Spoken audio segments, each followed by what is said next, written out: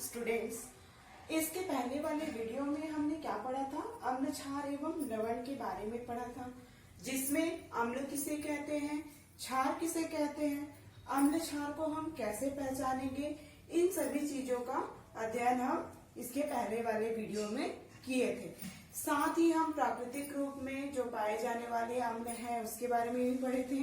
इसके अलावा प्रयोगशाला में उपयोग होने वाले अम्ल के बारे में पढ़े थे और सूचक के बारे में भी पढ़े थे, जिसमें हमने प्राकृतिक सूचक और रासायनिक सूचक जो प्रयोगशाला में पाए जाते हैं, जो उपयोग होते हैं, इन सभी चीजों के बारे में हम पढ़े थे। उसके बाद हम अम्ल और क्षार के रासायनिक गुणधर्म के बारे में भी पढ़े थे। आज का जो हमारा टॉपिक है वो क्या है? अम्ल धातु कार्बोनेट एवं धातु हाइड्रोजन कार्बोनेट के साथ अभिक्रिया कैसे करते हैं। आज का जो हमारा टॉपिक है वो है कि जो अम्ल है वो धातु कार्बोनेट एवं हाइड्रोजन कार्बोनेट के साथ अभिक्रिया करती है, तो वो क्या बनाती है उसके बारे में हम पढ़ेंगे। तो उसको हम चित्र के माध्यम से समझेंगे। तो इसके लिए सबसे पहले इस प्रयोग को करने के लिए हमें किन किन चीजों की आवश्यकता होगी उसके बारे में पहले जान लेते हैं। तो सबसे पहले हमें परख नली स्टैंड, परख नली, फिर थिसिल कीप, कॉर्क और तनु हाइड्रोक्लोरिक अम्ल, सोडियम कार्बोनेट, इन सभी चीजों की आवश्यकता पड़ेगी। तो सबसे पहले हम क्या करेंगे, ये आप लोग चित्र में देख रहे हो, ये क्या है? आपका परख नली स्टैंड है और ये क्या है? आपका थिसिल कीप है और ये क्या है? आपका कॉर्क है और ये परख नली है। तो सबसे पहले हम क्या करेंगे, जिस प्रकार एक चित्र में दिख रहा है, तो सबसे पहले हम परख नली स्टैंड की सहायता से हम परख नली को उसमें क्या करेंगे? फिट करेंगे। उसके बाद इसमें हम क्या करेंगे? 0.5 ग्राम सोडियम कार्बोनेट डालेंगे। कितने ग्राम? 0.5 ग्राम हमें सोडियम कार्बोनेट लेना है। उसके बाद इसको कॉर्क को लगाकर उसमें थिसिल कीप की सहायता से हम थिसिल कीप को भी इसको भी फिट कर देंगे। उसके बाद इस थिसिल कीप की सहायता से हमें 2 ml तनु हाइड्रोक्लोरिक अम्ल लेना है। कितना ml? तनु हाइड्रोक्लोरिक अम्ल कितना लेना है? 2 ml लेना है।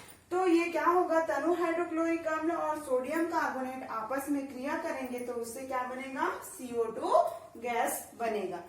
एक बार और देख लीजिए, हमें क्या करना है? सबसे पहले इस परख नली में 0.5 ग्राम सोडियम कार्बोनेट लेना है। फिर थिसिल कीप की सहायता से हमें क्या करना है? 2 ml तनु हाइड्रोक्लोरिक अम्ल लेना है। फिर ये क्या करेगा? तनु हाइड्रोक्लोरिक अम्ल और जो सोडियम कार्बोनेट है वो दोनों ही आपस में क्रिया करेगा, तो कौन सी गैस उत्पन्न होगी? CO2 गैस उत्पन्न होगी, यानी कार्बन डाइऑक्साइड गैस उत्पन्न होगी। इसी प्रकार से हम इस दूसरा प्रयोग किसके साथ कर सकते हैं? सोडियम कार्बोनेट के जगह हम सोडियम हाइड्रोजन कार्बोनेट को ले सकते हैं।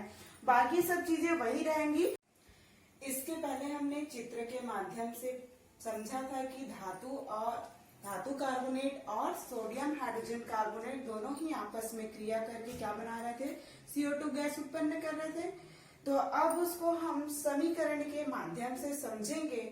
तो हमने क्या लिया था? उसमें एक सोडियम हाइड्रोजन कार्बोनेट से के साथ भी क्रिया कर सकता था और किसके साथ हम ले सकते थे उसको? सोडियम हाइड्रोजन कार्बोनेट के साथ। तो सबसे पहले यहाँ पर देखेंगे कि जो धातु कार्बोनेट है वो अम्ल के साथ अभिक्रिया करके क्या क्या बनाता है? लवण, जल और कार्बन डाइऑक्साइड बनाता है।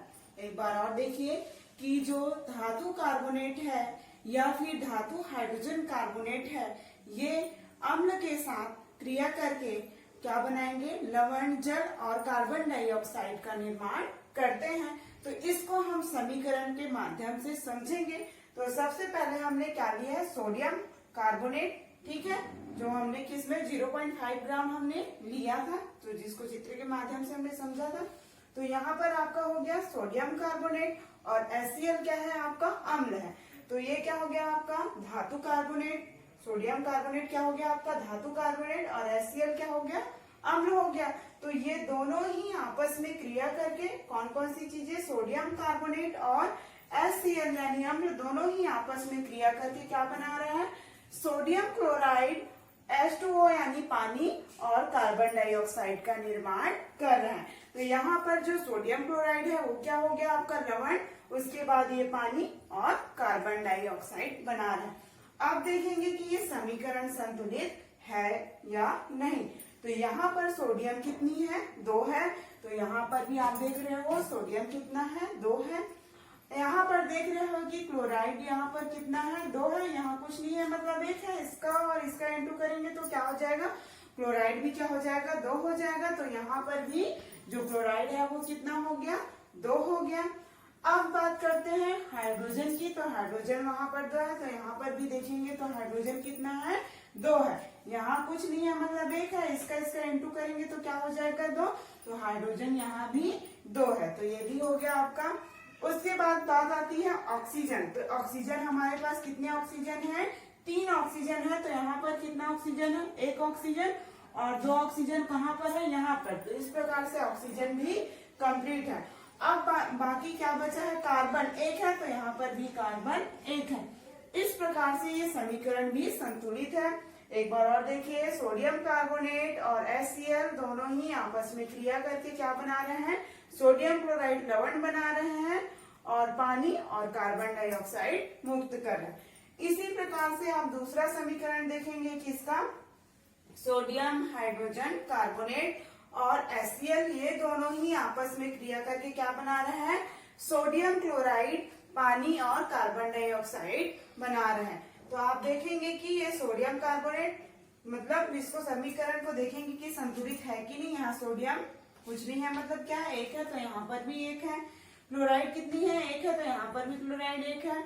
हाइड्रोजन कितना है, 2। 1 हाइड्रोजन यहाँ और 1 हाइड्रोजन यहाँ। ये कितने हो गए, 2 हाइड्रोजन। तो 2 हाइड्रोजन कहाँ आ गए, यहाँ पर आ गए। अब ऑक्सीजन कितने हैं आपके, 3 है। तो 1 ऑक्सीजन यहाँ चले गया और 2 ऑक्सीजन वहां। तो इस प्रकार से कितने ऑक्सीजन हो गए आपके, 3 ऑक्सीजन हो गए। और कार्बन कितना है, 1। तो यहाँ पर आपका कार्बन भी 1 है।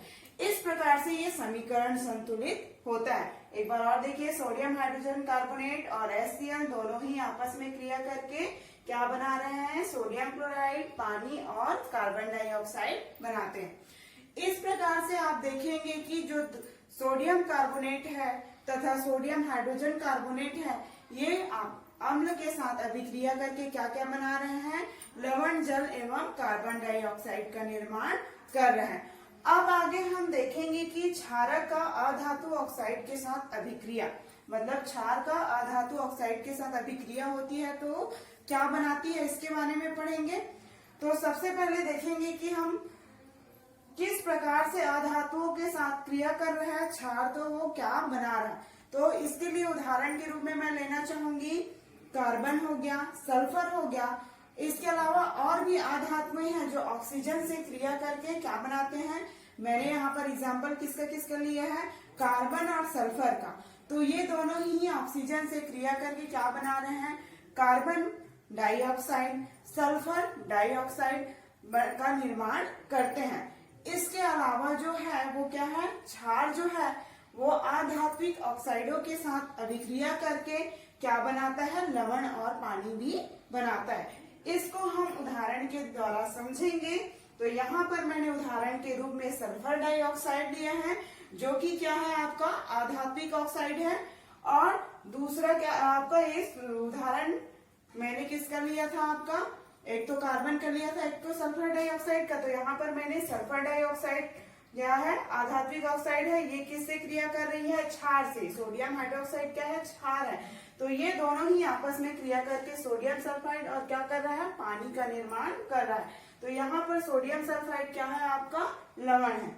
यहाँ पर देखिए सल्फर डाइऑक्साइड, सोडियम हाइड्रोक्साइड, ये दोनों ही आपस में क्रिया करके क्या बना रहे हैं, सोडियम सल्फाइड और पानी बना रहे हैं। तो यहाँ पर सोडियम सल्फाइड क्या है, लवण है, और ये पानी।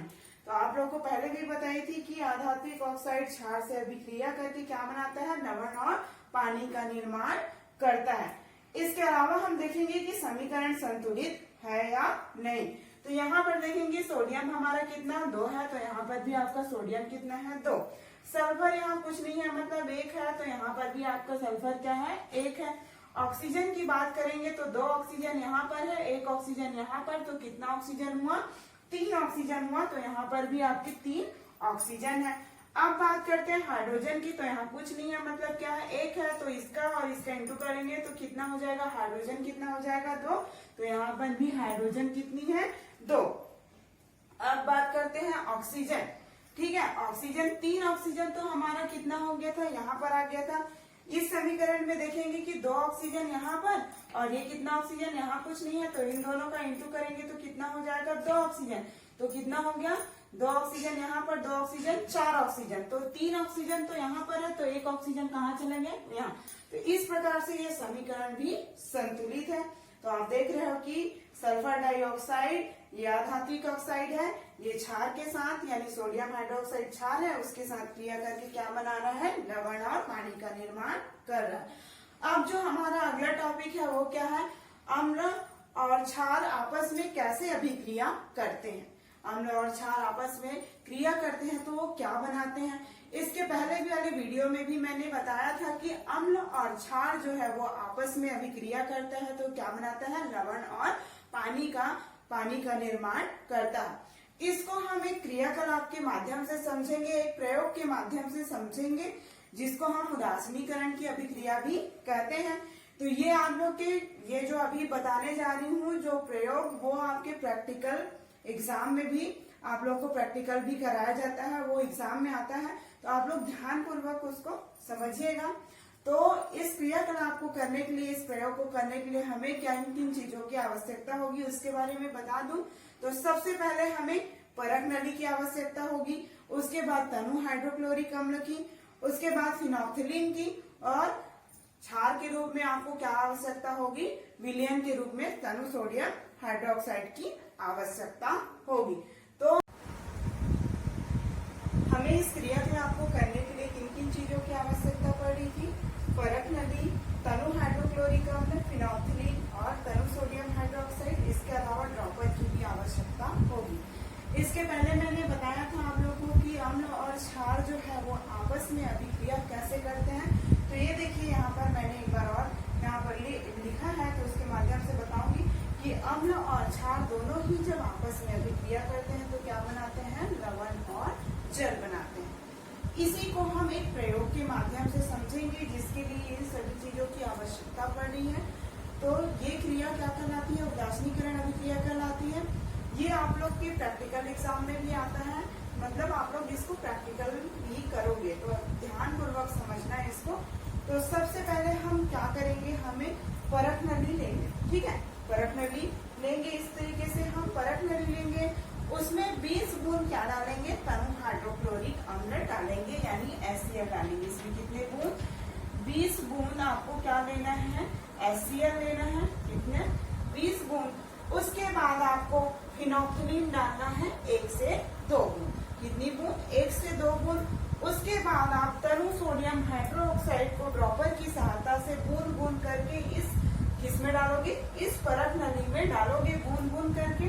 ठीक है, इस तरीके से यहाँ से आप बूंद बूंद करके इसको डालोगे।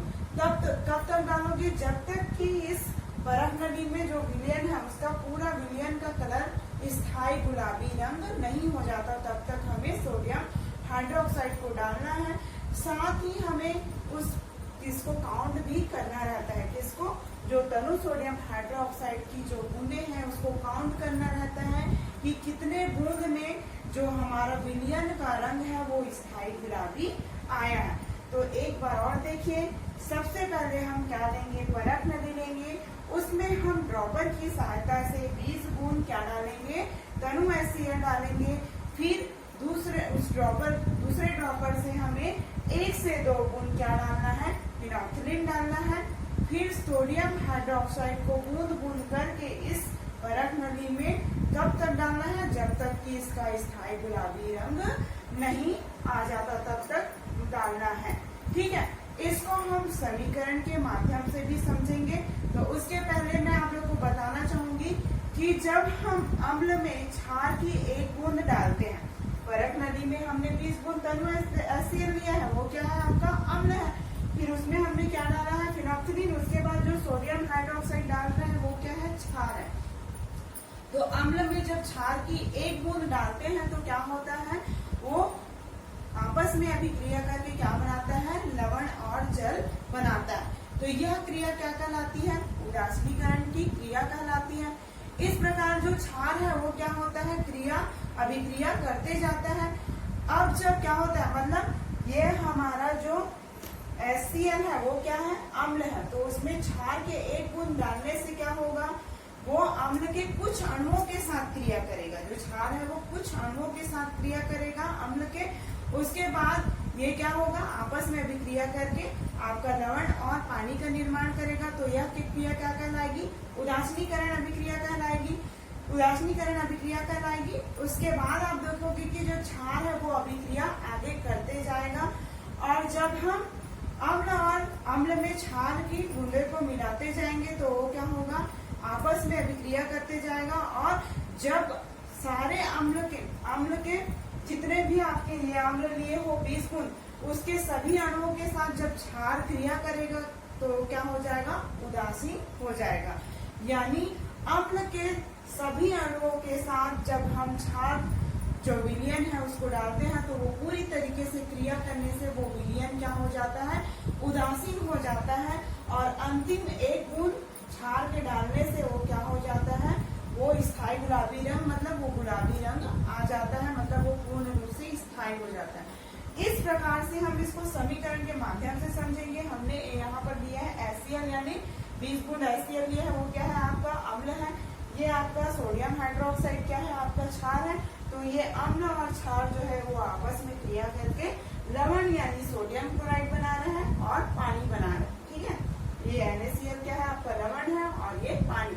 तो इस प्रकार से अम्ल और क्षार जो है वो आपस में अभिक्रिया करके क्या बना रहे हैं?